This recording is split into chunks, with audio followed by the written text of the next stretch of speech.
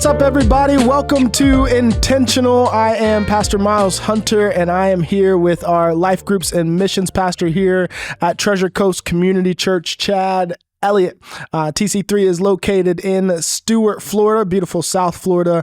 And man, we are glad that we get to spend some time together. And this whole podcast is about just getting a little insight into this ministry, into my brain, which is a little terrifying, but also fun. And so, Chad, what are we diving into today? Yeah, thanks for having me back. Today, I would like to just talk about something that we all experienced as a team locally here in this church with the change of the year. Yeah.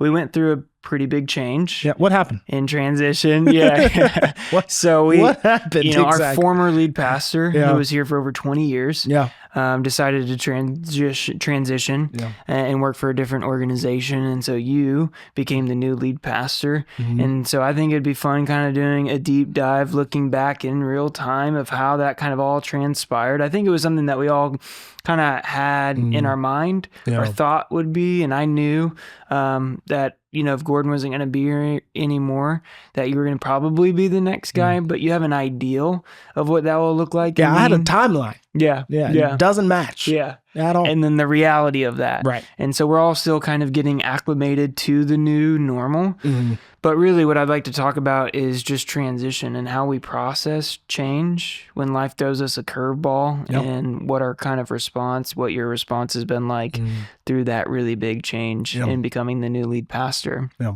And so maybe first kind of going to understanding Gordon. As the lead pastor, you were the students guy. You were the students pastor for how long?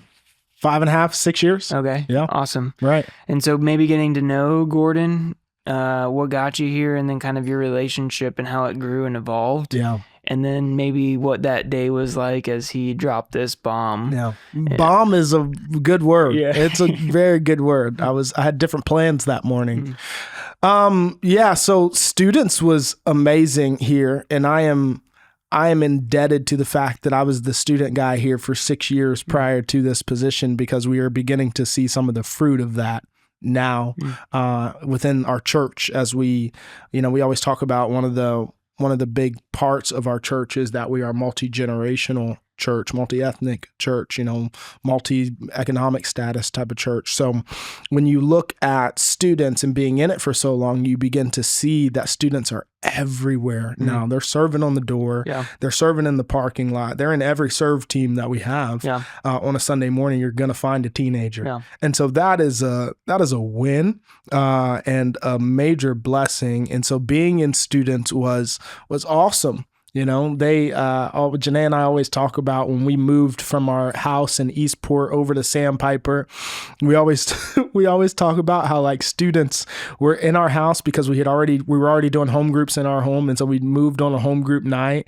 and it probably looked like this massive college party because teenagers are, got pizza and a paper plate in their hand, and they're helping move couches onto the lawn as we put it in a pod. And they also have these red Solo cups in their hands, and they're all over our front yard. Yeah. And it's just like, man, if a cop pulled up, there would be some questions to be asked. Like, and so, no, we're just the student guys. They're just helping us move.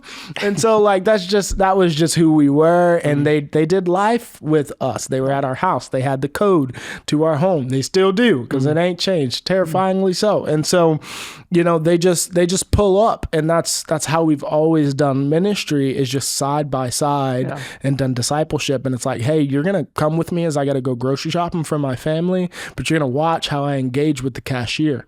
You're going to watch how I engage with people as I'm out. And so you're going to see Jesus through me on a practical level. So being a student guy was awesome. And I was it easily takes 4 years to get student ministry rhythm down in a new place and in a new culture. Because you're digging trenches for the first couple of years, you're developing relationships, you're planting a lot of seeds. And then that third year, you're beginning to identify, all right, who are my leaders that I can begin to empower, that I've been praying for, that now I have relationships with, that, it's the enlist, encourage, and empower. So year 3, you're finally starting to empower. And then year 4, it's kind of like starting to run on all cylinders. And then you're like, oh, I gotta a rhythm down, and you're excited about that. So I was just getting comfortable in this student pastor rhythm.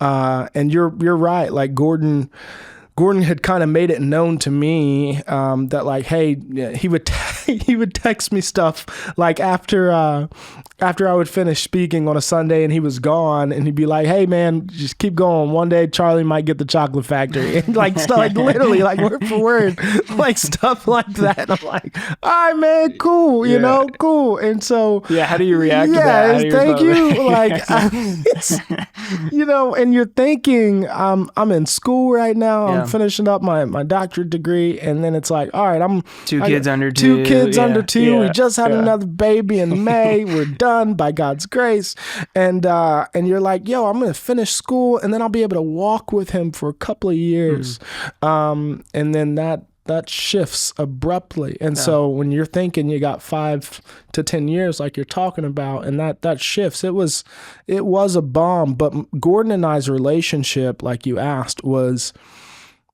I would tell Gordon often, dude, there's nobody else that I'd work for.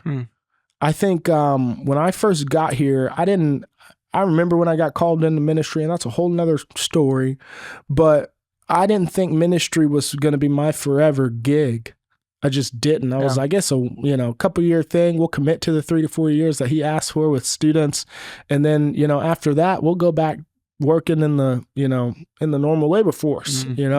I was doing broadcasting and working at the university before I got here. And so I was like, I really enjoyed broadcasting. I could do football broadcasting. Now I'm thinking about, I'm like, in 20 years, that's what I want to retire to. Let me go work for, the Big Ten Network or ESPN or something, and let me travel the country and go to every college football stadium, Sounds pretty awesome. I'm just putting that out there, by the way. Like that's, I'm here for 20. You got me for 20, and I want to go retire to that. My wife wants to go to every national park. I want to go to every college football stadium. Let me go, But I'm thinking 4 years, we're probably gone. Janae wasn't digging the sand. She likes the mountain. So I'm just like, 3 to 4 years. And because I'm such a planner, whenever God calls me and tells me what's next, it's time. I know it's going to be time. And all the while, Gordon is just encouraging us. And he, like with students, relationally with he and I, the dude let us run. Like he was a great boss because he let us run. Yeah. Like I can count on one hand the times that he's been to a student service, and I don't have to use my whole hand. And so like to have him be like, here's the keys, bro, run. If you get in a car accident, call me first. But here's the keys to the vehicle. And that's just how he operated. He hired guys that were high capacity leaders that were excellent in what they did, and he trusted us to run. Man, don't you have a story? Sorry. Don't you have a story about a vehicle? How did you? And having to call him? You weren't even here for that chat. No, yes. We were this got played out in real life. Yeah, it did get played out in real life, and I called him first. And I don't even remember his response. Like, he never got mad about stuff like that. He was just like, all right, what do you need to do? He was like, figure it out. Like, you caused the problem, fix it. So what was the problem? What problem was we had a 15 passenger van here that we no longer have. And it was a bus. It wasn't a van. It was a 15 passenger bus. And we were taking some of the guys in our student group to a house that a church member owned, I think like in Sebring. We were taking them on the water. There were some jet skis out at the house, and we were just going to spend the weekend. It was awesome. Wish that house was still theirs. Anyway, so we were going out there and got them in the bus, and I filled up the bus. I filled it up with normal gas because I'm a city kid. I've never used diesel. Like I didn't even know. I was like, what is that other number on the I only gas know 87. pump? I only know 87, bro. Yeah. And so I used 87 to fill it up. We get maybe 5 miles down the road and it's not going like it's supposed to. And I'm like, something's wrong here. And so the bus obviously was jacked. All the boys got out of the bus. We we got them in different cars. I went with the tow truck to the shop that we took the bus to. And then I got a ride to my car at the church. And I met the boys like 3 hours later in Sebring. And we had a great time, but I didn't live that one down, and I will never live that one down. Yeah, I'm glad I could bring it up for you. And thank you so much for making me relive. Yeah. That's a heck of a story. Anyway, but that's just who he was. He's like, hey, you're going to fail forward. Yeah. And so it's a cultural thing. There's a lot of cultural things that he built into the DNA of this organism that remained because they were so good and so healthy. And so that was our relationship. I could walk into his office. And so when God confirmed my call into ministry, I began to look at other churches, at other organizations, and I go to staffs first, and I would look at pastors, and I would look at staffs, and I'd be like, I'm not working for that dude. Yeah. I'm not working for that cat, Yeah. And I went and told Gordon, I was just like, listen, man, like, I believe God's confirmed my call into ministry. And honestly, there's nobody else that I would rather work for than you. So like, I'm here, whatever that looks like. And so that led to this journey where like, and I didn't know that conversations like that encouraged his investment into me. And so like conversations like that, Janae and I deciding to buy a home here after our first year. And then when God confirmed my call into ministry, we were like, well, let's find our forever home here, the home that we're going to raise our kids in. And so moving again and anchoring in, the more I was anchoring in what I was doing that I didn't know I was doing, was I was telling Gordon and our spiritual leadership team, hey, let's continue to invest in him because he is invested in this place. And he is showing us by his actions. I didn't know I was just doing what I felt like the Lord was calling me to do. And so they began to invest, they began to pay for school, all those types of things. And so he has been an encourager every step along the way. When I found out that we were having our baby girl, I think like I was good. I was ready to go for the first 8 months, and that last month hit and I started to freak out. And like, whose office was I in? I was in his office. And so as I looked at other places, I was like, man, I could go to another place and I could have a team leader that's over me and then somebody else that's over him, and then maybe have a voice to the pastor, or I could walk 40 steps down the hall and knock on his door, and have his ear any chance I had. And so that was a game changer for me. And so, yeah, man, like he talked to him every week, even now. And so like for me, like having that relationship with him was second to none. Like I still wouldn't work for anybody else. Like I just wouldn't. And so he was an awesome boss. And so my prayer is that like I can be as good of a boss as he was. Yeah. There's definitely a foundation that's been laid. And I know as a team, as we've processed, because the kind of challenging thing about leadership, particularly kind of in our context and moment. And I remember a prayer that I was praying actually in the back kind of part of our property. We have a really beautiful property, and right by the train tracks, there's kind of this hidden bench that you can sneak away to. And you can see the church and kind of in all of its entirety and beauty.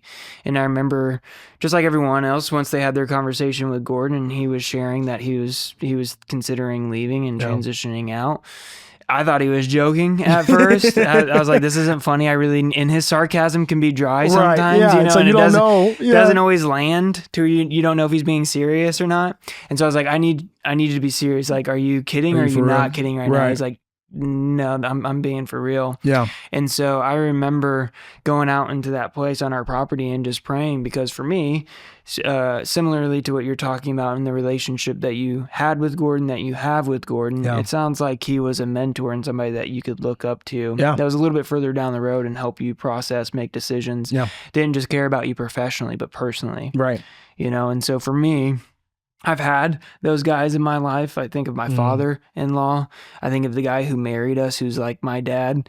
And for me, kind of a theme has been I'll get close to these guys for a period of time, and then for whatever reason, we end up moving apart. So either we moved to Oregon or went to Arkansas, and now we're in Florida, to where we still have that relationship. And when you do see each other in person, it feels like you never left. Yeah. And you just pick up where you left off. Yeah. But I've never really felt like I've had a father figure, mentor guy in my life who I can see daily or regularly. And so Gordon was kind of that for me. I didn't get to work with him very long, but similarly, as we were going through the interview process, I never wanted to work at a church again. Yeah. And so with Gordon, I was like, this is a guy I could work for. Right.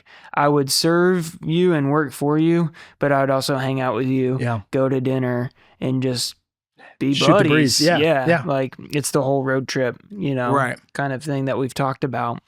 But I think during that process, that was something that I was praying through, is like, okay, during this transition, and this is the tricky part about being leaders, specifically where we're at, helping the church that we serve at, is not only were we going through a transition that included emotional transition, a relational transition, and also professional transition. Our roles and responsibilities, especially yours, has changed a little bit, since October in that initial conversation with Gordon.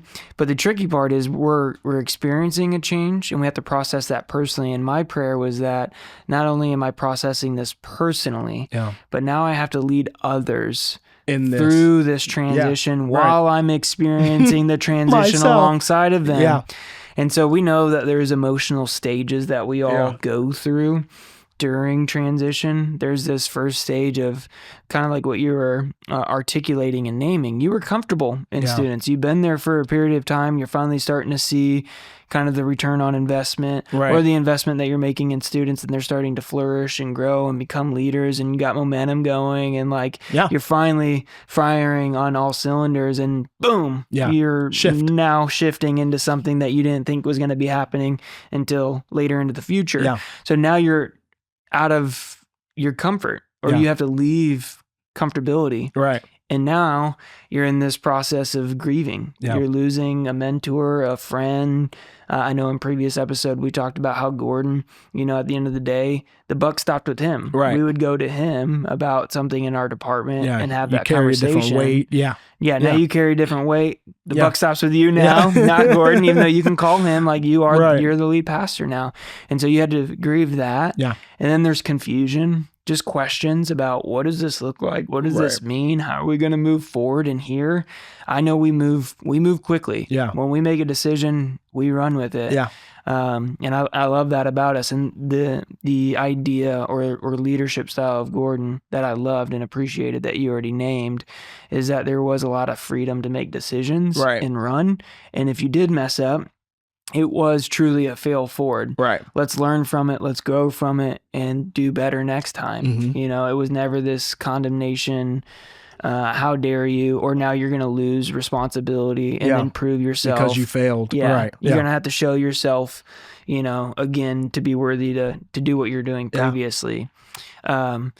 And so he was just unique in that way. But there's confusion, right? You have questions now. What does this all mean and look like as we move forward? And then the kind of final stage is acclimating to the new normal. Right. Actually getting a new rhythm, a new routine. Yeah. I feel like now more than ever, you probably feel a little bit more comfortable being in your role. Yeah. It seems like you kind of got a rhythm and routine now.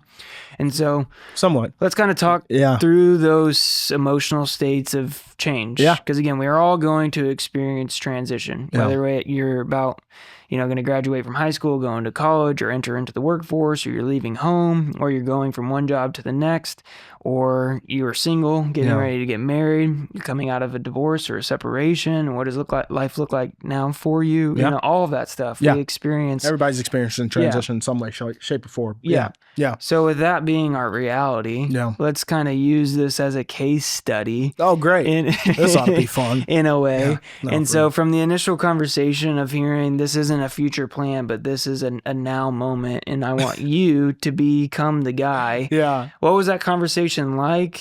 What did you do post-conversation? Listen, I'll tell you what I was doing pre-conversation. I was in that closet right over there trying to do schoolwork. Like I had gotten, my rhythm was to get here earlier than anybody else so that I could do school and do some homework. So I was sitting in a closet doing some schoolwork. Had planned on working until about 10 or so. And so I usually, if I had to use the restroom, I would walk down the stairs and go to the bathroom downstairs so that I didn't engage anybody over here. Seen. Yeah. So nobody could see me. Yeah. So instead, that particular day, I decided to come this way because I was like, it's early, nobody's here yet, and Gordon's here. And he's like, hey, man, you got a second? I was like, no, I'm studying. He's like, come on. And so I went over and saw him, and he sits me down, and I knew something was awry because he starts by going, hey, I really appreciate that when churches reach out to you, you tell me. Because like that was the first, like I had told him, the week before, hey, I had a guy call from North Point that like was over their student program literally the week prior to, and he was transitioning out of students into a higher level, and he called me. I was like, first off, how'd you get my information? And so I don't have my stuff up anywhere. He was like, oh, a friend of a friend. I was like, okay, whatever. And I was like, listen, I don't care about the position, but I do want to pick your brain about students. So we talked for an hour, and I picked his brain. I got all kinds of notes and good stuff that I was about to implement. Yeah, great church. Yeah, awesome, great church, great work. And so I was like, all right, thanks, man. And so I told Gordon, I was like, hey, I talked to this guy about stuff I can implement with students. He was like, good. Do they have a student guy we could steal? Classic. That's awesome. So I was like, no, that's not what the conversation was about. And so I just come off the heels of that. And he's like, hey, thanks for always telling me, when churches call you or reach out to you, however it may be. I've been talking with Convoy of Hope about taking a position, and I think I'm going to take it, and I'm going to recommend you to be the next lead pastor to the spiritual leadership team. And I'm like, what? Yeah. What is happening right now? Like, this isn't how I expected to start my Wednesday. Yeah. And so we had that conversation. You kind of feel like the rest of it's just a blur. Because you experience that, and you know how like you see these movies where somebody says something and you get the news and then the rest of it just goes dead, silent. Like that's how it felt.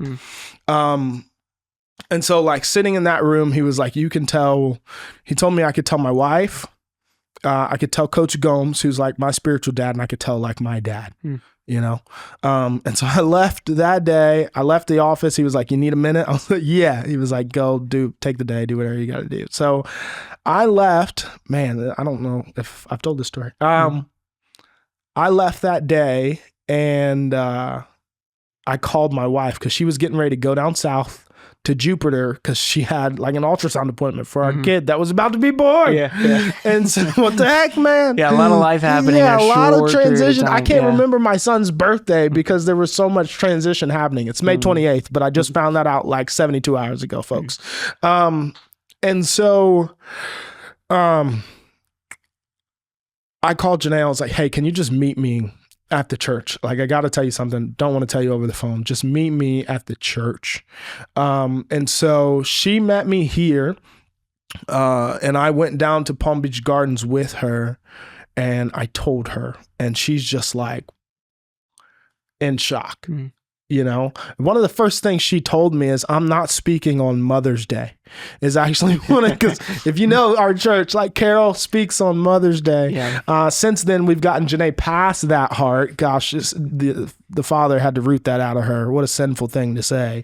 But no, she is actually open to speaking on Mother's Day. I think we're going to tag team something for Mother's Day. So that'll be fun. Heck yeah. But like that was one of the first things she said. And then we go into like, how in the world? And so what was even more interesting, we came back.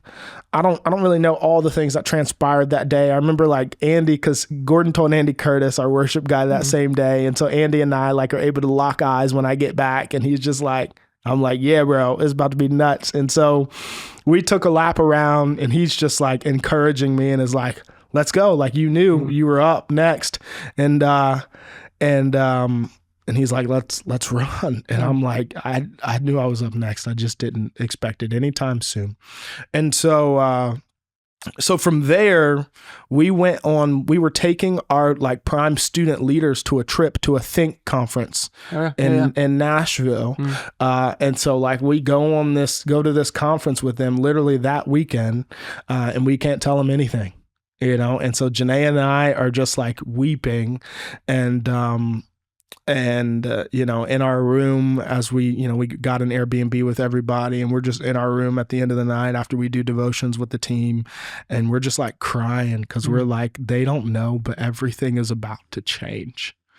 And that like, man, it makes me emotional to think about, because like those relationships have changed for the better, really in really good ways. And they're great leaders. And two of them we've brought on to our team, on you've staff. Done an amazing job as a student pastor developing your team. I remember Gordon telling me when we brought on a new guy, Will, who's kind of been our utility player, helping us in different departments. He's like, make sure that Will doesn't get sucked into the black hole of student ministry, because Miles knows how to develop leaders. So his time needs to be dispersed between different departments. And that's kind of a backhanded compliment, right? But really, you are really good at empowering our volunteers and developing leaders. And you did a great job in the student ministry. And it was able to sustain, partly due to Will and his involvement in Avery and 100%. Kyle, some other staff. But really, it was the volunteers, the leaders, that you built that team up. And whether they knew it or whether you knew it, they were being built up for that moment of transition and change. I didn't know it. We just, I'll never forget that Janae and I, our heart, and shout out to Jay Holland, because like Jay is a youth pastor at another church locally. And when we found out we were having our baby girl, Adia, we knew that students would look a little different for us because, again, students came over to my house whenever. They have the code to my house. They would jump in my fridge and grab whatever. We didn't even have to be home, but I was like, yo, something's gone. Gatorade's gone. We knew students were here, And so like we knew our life would have to change a little bit, and how we not necessarily did discipleship, but like, man, we can't be the only ones that are doing trench warfare with students. So we need a volunteer team that is going to be open just like we are. And so I knew that wasn't going to be able to happen with a kid. And so I went to the only youth pastor that's been a youth pastor since I got here. Youth pastors don't last that long. And so I was just like, Jay, how? And he kind of taught me just how, gave me some books to read.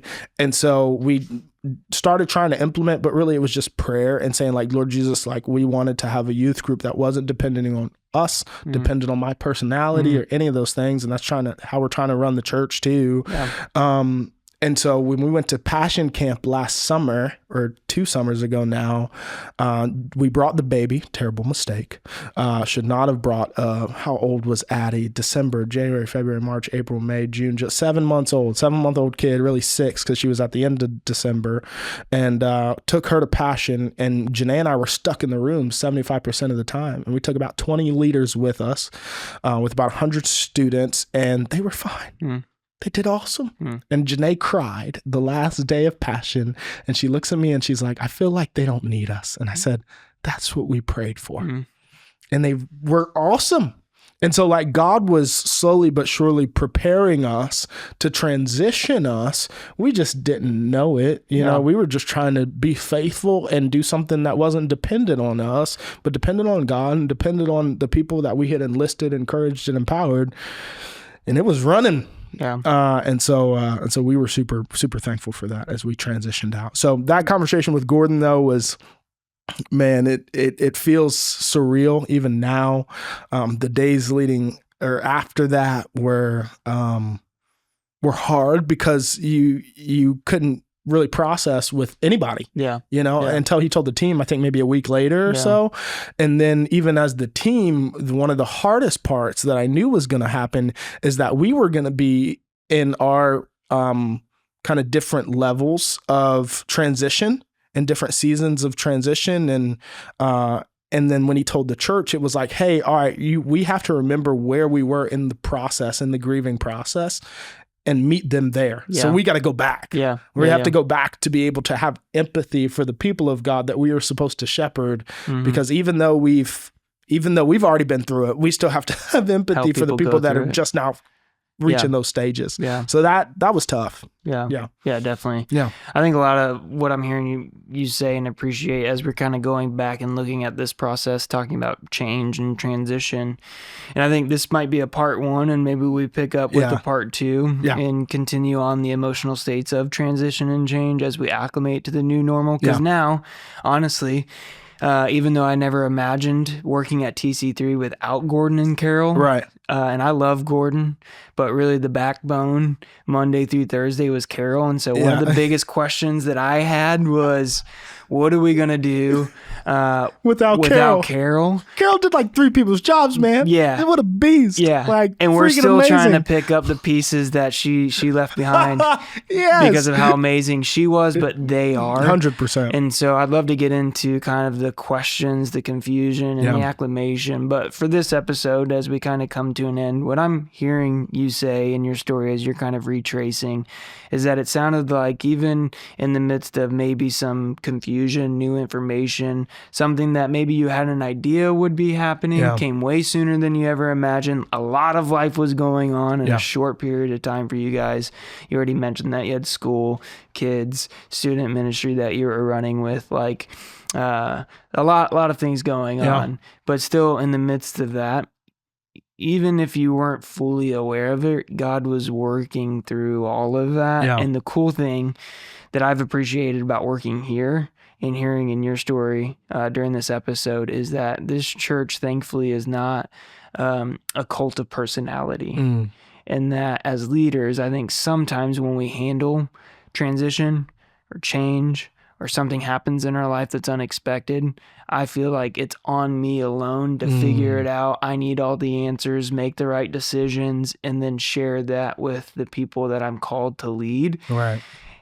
And thankfully, the church will continue long after that we've been involved and employed by TC3. Yeah. And even Gordon's investment over 20 years, he knew that this thing was going to continue even beyond him. And that's because of the intentionality, the relationship, and then the responsibility that he delegated to people like you and the rest of our team to be able to run. Yeah. And so just hearing you share in this episode that, man, you weren't going through that alone, even though there was information that you had that wasn't yours to share yet. And we'll get into more of that of, you know, when you're able to actually share that information and when we shared it with the church and kind of people's response and the overwhelming positivity of you being the lead pastor and all of that. Woo. But at the beginning, as you're getting out of your comfort zone, it was just really cool to hear that really God was working in and through that, even not being fully aware of it. Yeah, right. And the team that you had surrounding you, the friendships, the relationships, it just shows that even when life does throw us challenges, things that happen that are beyond our control, he definitely invites people into it to process through it together. Yeah. So thank you for sharing. Yeah. And then we'll pick up in part 2. Yeah. Thanks everybody for listening. This has been Intentional with Miles and Chad. Peace.